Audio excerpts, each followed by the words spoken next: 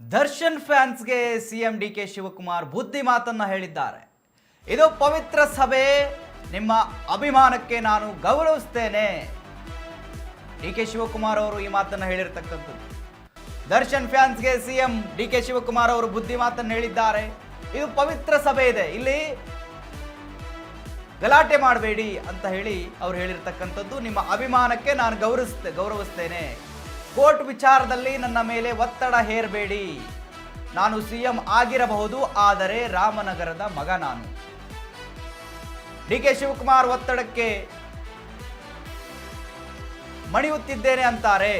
ನಾನು ಹೇಗೆ ದೇವರಲ್ಲಿ ಪ್ರಾರ್ಥನೆ ಮಾಡಿದೆ, ನೀವು ಹಾಗೆ ದೇವರಲ್ಲಿ ಪ್ರಾರ್ಥನೆ ಮಾಡಿ. ರಾಮನಗರದಲ್ಲಿ ಸಿಎಂ ಡಿಕೆ ಶಿವಕುಮಾರ್ ಹೇಳಿಕೆಯನ್ನು ಕೊಟ್ಟಿದ್ದಾರೆ. ನೋಡಿ, ಡಿಕೆ ಶಿವಕುಮಾರ್ ಅವರು ಒಂದು ಸಭೆ ಮೇಲೆ ಒಂದು ವೇದಿಕೆ, ಒಂದು ಕಾರ್ಯಕ್ರಮ ಇತ್ತು ರಾಮನಗರದಲ್ಲಿ. ಆವಾಗ ಡಿಕೆ ಶಿವಕುಮಾರ್ ಅವರು ರಾಜ್ಯದ ಮುಖ್ಯಮಂತ್ರಿಗಳು ಅವರು ಮಾತನಾಡ್ತಾ ಇರ್ತಾರೆ. ಆವಾಗ ದರ್ಶನ್ ಅವರ ಅಭಿಮಾನಿಗಳು ಅವರ ಘೋಷಣೆಗಳನ್ನು ಕೂಗ್ತಾರೆ, ಡಿ ಬಾಸ್ ಅಂತ ಹೇಳಿ. ಸೊ ಆವಾಗ ಮುಖ್ಯಮಂತ್ರಿಗಳು, ನನಗೆ ಅರ್ಥ ಆಯಿತು, ಕೂತ್ಕೊಳ್ಳಿ, ನಾನು ಭಾಷಣ ಮಾಡಬೇಕು, ನನಗೆ ಅರ್ಥ ಆಯಿತು, ನಿಮ್ಮ ಅಭಿಮಾನ ಗೊತ್ತಿದೆ ನನಗೆ, ನಾನು ನಿಮ್ಮ ಅಭಿಮಾನಕ್ಕೆ ಗೌರವಿಸ್ತೇನೆ, ನೀವೇನು ಹೇಳೋಕೆ ಹೊರಟಿದ್ದೀರಿ ನನಗೆ ಗೊತ್ತಾಯಿತು ಅಂತೇಳಿ ಹೇಳ್ತಾರೆ. ಸೊ ಆದರೂ ಕೂಡ ಅಭಿಮಾನಿಗಳು ಸುಮ್ಮನೆ ಕೂಡೋದಿಲ್ಲ, ಮತ್ತೆ ಡಿ ಬಾಸ್ ಅಂತ ಹೇಳಿ ಕಿರಿಸ್ತಾರೆ, ಘೋಷಣೆಗಳನ್ನು ಕೂಗ್ತಾರೆ. ಆವಾಗ ಡಿ ಕೆ ಶಿವಕುಮಾರ್ ಅವರು ಸಿಟ್ಟಿಗೆದ್ದು ಬಿಡ್ತಾರೆ, ಲಿಟ್ರಲಿ ಸಿಟ್ಟಿಗೆದ್ದಿದ್ರು. ಹೋಗ್ರಪ್ಪ ಆಯಿತು, ನಾನು ಮಾತಾಡಲ್ಲ ಅಂಥೇಳಿ ಮೈಕನ್ನು ಬಿಟ್ಟು ಅವ್ರ ಚೇರ್ ಮೇಲೆ ಕೂತ್ಕೊಂಡ್ಬಿಟ್ರು. ಸೊ ಈ ರೀತಿಯ ಒಂದು ಘಟನೆ ರಾಮನಗರದಲ್ಲಿ ನಡೆದಿದೆ. ಇದು ಒಂದು ಕಾರ್ಯಕ್ರಮ ಚೆನ್ನಾಗಿ ಹೋಗ್ತಾ ಇದೆ, ಅದನ್ನು ಕೆಡಿಸುವ ಪ್ರಯತ್ನ ಮಾಡಬೇಡಿ ಅಂತ ಹೇಳಿ ದರ್ಶನ್ ಅಭಿಮಾನಿಗಳಿಗೆ ಬುದ್ಧಿ ಮಾತನ್ನ ಹೇಳಿದ್ದಾರೆ. ಆಯ್ತು, ನಿಮ್ಮ ಭಾವನೆ ನನಗೆ ಅರ್ಥ ಆಗಿದೆ. ಡಿ ಬಾಸ್ ಬಗ್ಗೆ ಮಾತಾಡ್ತಾ ಇದ್ದೀರಿ, ಅವೆಲ್ಲ ಪಬ್ಲಿಕ್ ಅಲ್ಲಿ ಮಾತಾಡಕ್ಕಾಗಲ್ಲ, ತಾಳ್ಮೆಯಿಂದ ಇರಿ. ಆಯ್ತು ನೋಡಿ, ಮಾತಾಡ್ಲಾ, ಬರೀ ನಿಮ್ಮ ಡಿ ಬಾಸ್ ಅಂತ ಹೇಳ್ತಾ ಇದ್ದೀರಾ. ಆಯ್ತು, ನಿಮ್ಮ ಭಾವನೆ ನನಗೆ ಅರ್ಥ ಆಗಿದೆ.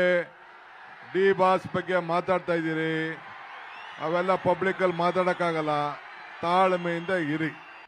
ಆಯ್ತು ನೋಡಿ, ಮಾತಾಡ್ಲಾ, ಬರೀ ನಿಮ್ಮ ಡಿ ಬಾಸ್ ಅಂತ ಹೇಳ್ತಾ ಇದ್ದೀರಾ. ಕಾರ್ಯಕ್ರಮ ನಡಿ. ಆಯ್ತು, ನಿಮ್ಮ ಭಾವನೆ ನನಗೆ ಅರ್ಥ ಆಗಿದೆ.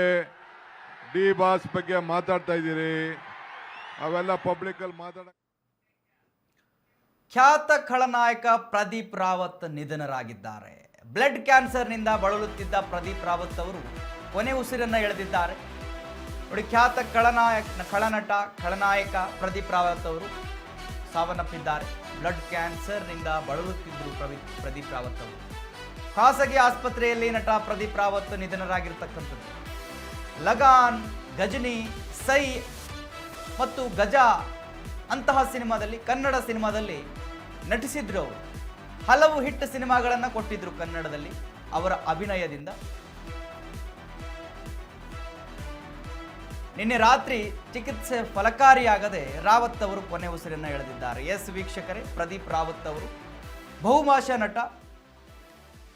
ನೋಡಿ, ಕನ್ನಡದಲ್ಲಿ ಗಜನಿ ಅಂತ ಒಂದು ಅದ್ಭುತ ಸಿನಿಮಾದಲ್ಲಿ, ಗಜ ಅಂತ ಸಿನಿಮಾದಲ್ಲಿ ನಟಿಸಿದ್ರು. ಲಗಾನ್, ಸೈ ಇವೆಲ್ಲದರೂ ಸಿನಿಮಾಗಳಲ್ಲೂ ಕೂಡ ಅವರು ನಟಿಸಿದ್ರು. ಬಹುಭಾಷಾ ನಟ ಅವರು. ಹಿಂದಿ, ತೆಲುಗು, ತಮಿಳು, ಕನ್ನಡ ಸೇರಿದಂತೆ ಹಲವು ಭಾಷೆಗಳಲ್ಲಿ ನಟನೆಯನ್ನು ಮಾಡಿದ್ದಾರೆ. ಅವರ ನಟನೆಯಿಂದ ಜನಪ್ರಿಯತೆಯನ್ನು ಪಡ್ಕೊಂಡಿದ್ರು. ಬಟ್ ಅವರಿಗೆ ಬ್ಲಡ್ ಕ್ಯಾನ್ಸರ್ ಇತ್ತು. ಸೊ ಆ ಕಾರಣಕ್ಕೆ ಬ್ಲಡ್ ಕ್ಯಾನ್ಸರ್ನಿಂದ ಬಳಲ್ತಾ ಇದ್ರು.